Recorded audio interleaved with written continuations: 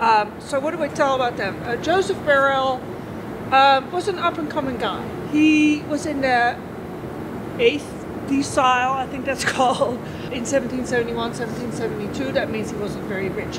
And he was basically a grocer.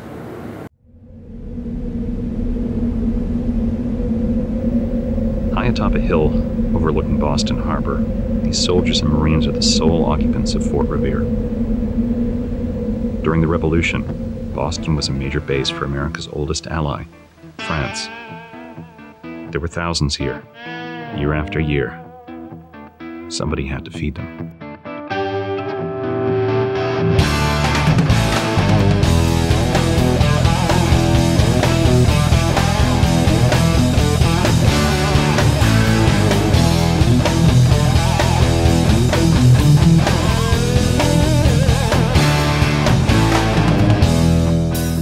Doesn't look like much of a farm, does it?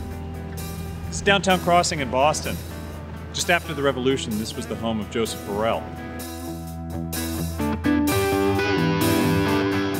It was Joseph Barrell and men like him that took Boston from a sleepy harbor town on the periphery to become the city it is today, a real regional capital.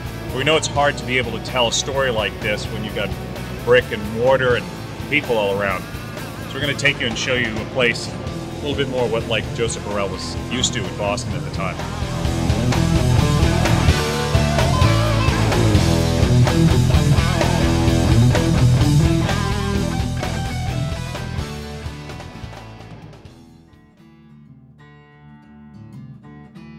He was a guy with an eye on the main chance. In 1767, 1770, he's not really a rich guy yet. He's well-to-do, he's on the tax list, he's there, but he's not a big guy. He's a grocer.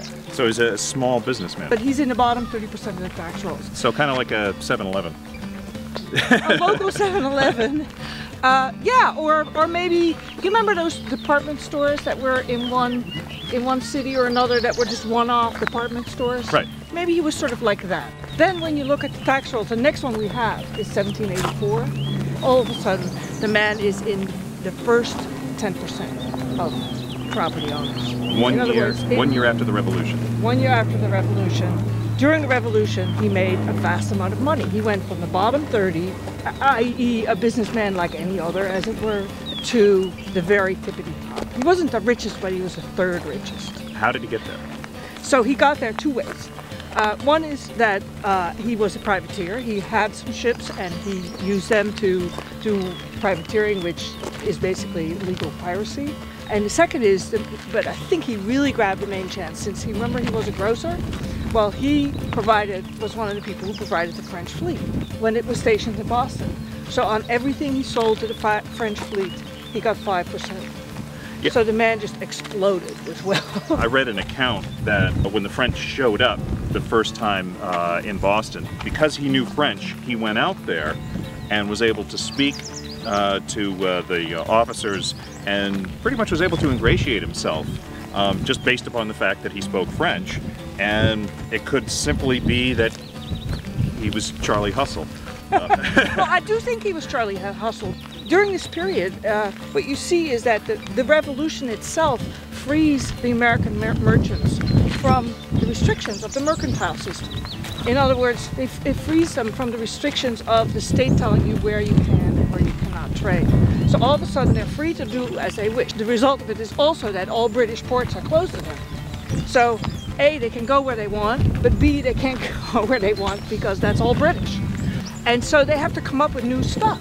They needed to find something to sell. They needed to figure out, what are we going to do? We don't have anything here. We don't have huge agricultural or huge amounts of resources, so we need to find something to sell. Right. And the Boston businessmen, according to one historian, were not all that good at that. But Barrell excelled at it. He was great at that. And the thing is, Boston at the time was really, at the end of the war, it was on the periphery. New York was bigger by far, and Philadelphia was even bigger, and they had resources. Boston was on the periphery. It was having high inflation, and they needed to somehow find ways in which to make money. And you know, there are only a couple of ways to make money in this world. Mm-hmm. You know, one of which is to regularly take something, buy it, and sell it for a little bit more, and that's what a grocer does. Mm-hmm. And the other one is to find something cheap, take a lot of risk, and sell it for a lot of money. Right. And that's what Barrell was willing to do, you know. Make his money high on risk, high investment, high risk, high return stuff. It's the beginning of free market capitalism. But at the end of the Revolution, Boston has a surplus of ships, well-armed ships that had been outfitted as privateers, and they had a surplus of sailors who were used to taking risk. So with that manpower and capital, the human capital and the physical capital, they needed to put it to use, or else it was just going to rot away and the men would go elsewhere. That's right, that's all they had, and it's that kind of resource that you need to use. And his former clerk comes back from Europe, Charles Bulfinch, and says, I found a new... I had this great idea. Exactly. I have this idea that I heard from Thomas Jefferson and this guy who was living with Thomas Jefferson, John Ledyard.